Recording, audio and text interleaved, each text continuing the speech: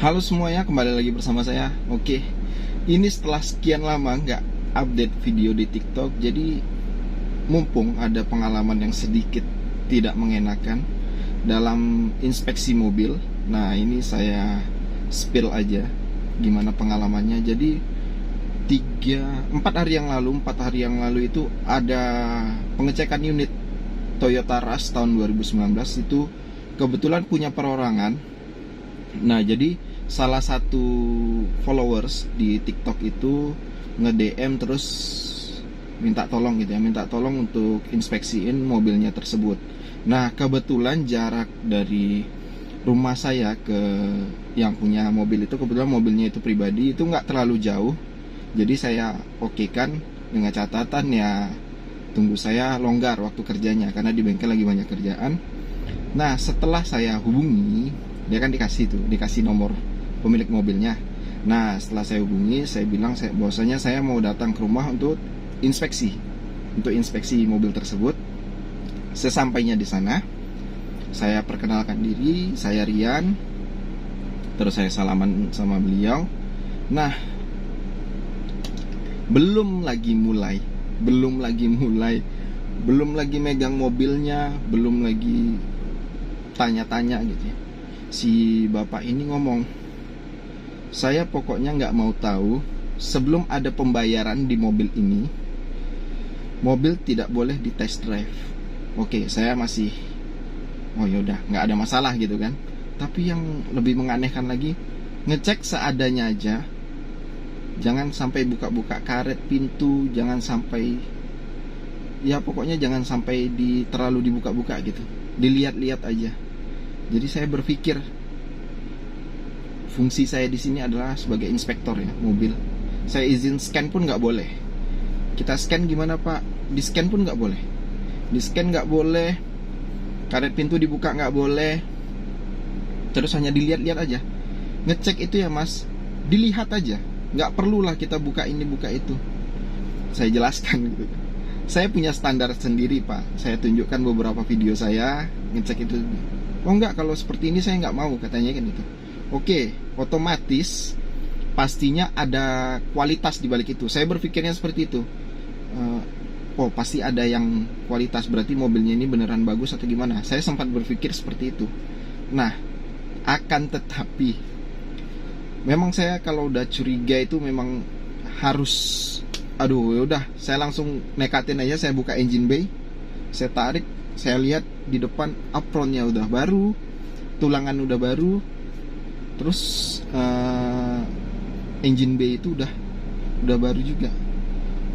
Itu pokoknya udah diganti lah semuanya.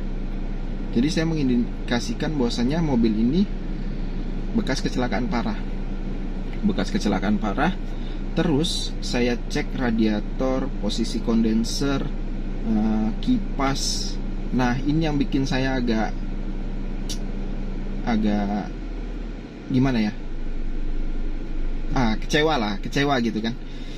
Alasan bapak ini nggak boleh ngecek ternyata seperti itu. Saya lihat itu crankshaft bawah atau puli mesin yang besar itu kelihatan baling gitu. Dia putarannya nggak lurus lah, baling gitu. Saya lihat pun ada rembesan oli di bawah crankshaft itu. Tepatnya dekat seal crankshaft depan itu, bagian depan itu ada rembesan oli. Jadi bahwasanya saya berpikir mobil ini bekas kecelakaan besar dan membuat si crankshaftnya itu baling. Kenapa saya bisa bilang itu baling? Yang pertama itu putaran si puli mesin itu nggak lurus sama sekali. Terus yang kedua, oli itu selalu keluar setiap puli itu berputar. Saya lap pakai kain, saya coba putar lagi, dia kemudian rembes lagi. Saya coba untuk ambil foto, saya udah berusaha untuk ngambil foto, ambil video, nggak dibolehin. Ya saya tetap menghargai si bapaknya. Si bapak cuma bilang gini, apa yang mas tahu nggak perlu mas sampaikan sama yang mau beli mobil saya. Aduh, ini gimana ya saya mikirnya. Saya di TikTok saya jelaskan di video yang sama, saya hanya jelaskan bahwasanya mobil itu nggak boleh dicek. Saya nggak jelaskan sedetail ini. Nah, ini karena di YouTube saya berani jelaskan sedetail ini apa alasannya mobil itu nggak berani dia suruh saya cek gitu kan. Nah ternyata setelah dicek perlahan semuanya pelan-pelan ketahuan bahwasanya mobil itu bekas kecelakaan besar. Nah yang nggak bisa ditoleransi ini adalah crankshaft baling. Nah ini yang memang paling nggak bisa ditoleransi, karena si bapak ini pun menjual mobilnya itu hanya turun 3-4 juta di harga pasaran marketplace. Jadi ini nggak recommended sama sekali. Si bapaknya nyampaikan yang mas cek di sini nggak perlu mas sampaikan ke calon pembeli saya, karena itu bisa memutus, katanya memutus rezeki. Aduh, sebenarnya bukan memutus rezeki sih kalau saya bilang.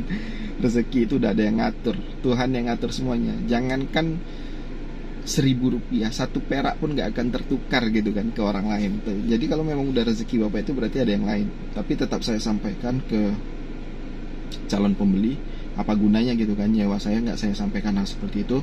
Akhirnya si calon pembeli tadi yang di luar kota saya sampaikan pelan-pelan di telepon, ya mereka mundur perlahan lah, ibaratnya nggak meneruskan lagi negosiasi dengan bapak itu. Nah uniknya adalah setelah dia memutuskan negosiasi dengan bapak itu nelpon saya, nelpon dan nyampaikan ya kekesalannya lah. Wajar kalau seperti itu kan. Sebelum kalau nggak mas cek, beliau ini pasti ACC gitu kan. Tapi setelah mas cek dia malah mundur perlahan nih.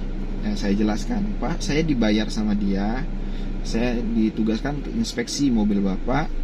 Apapun kerusakan di mobil bapak pasti saya sampaikan. Jangankan hanya crankshaft baling, lecet di bodi segaris pun pasti masuk ke dalam laporan inspeksi saya. Saya bilang gitu kan sama bapak tuh.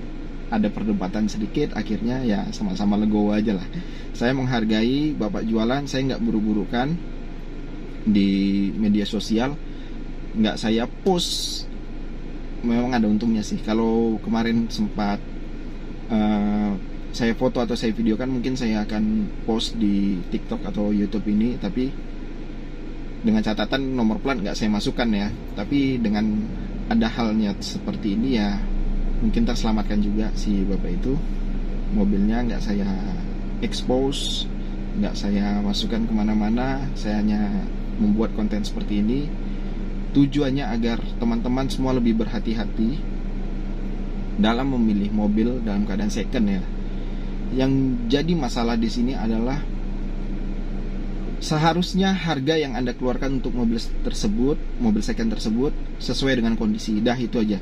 Kalaupun dia mobil itu bekas kecelakaan, pasti ada harga tersendiri untuk mobil itu. Kalau mobil itu bagus, ada harga tersendiri juga untuk mobil itu. Jadi di sini jangan salah paham, saya menyampaikan seperti ini karena setiap kendaraan yang ada, setiap barang yang dijual itu menurut saya itu ada harga, ada rupa. Jadi kalau kalian beli mobil itu murah, sangat murah, bisa turun 50-60 juta dari harga pasaran, tapi sesuai kondisi bekas kecelakaan bekas ini masih worth it aja kok, nggak ada masalah.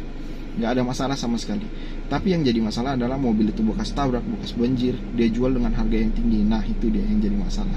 Oke ya, sekian penjelasan saya kali ini, sekian spill cerita singkat saya hari ini.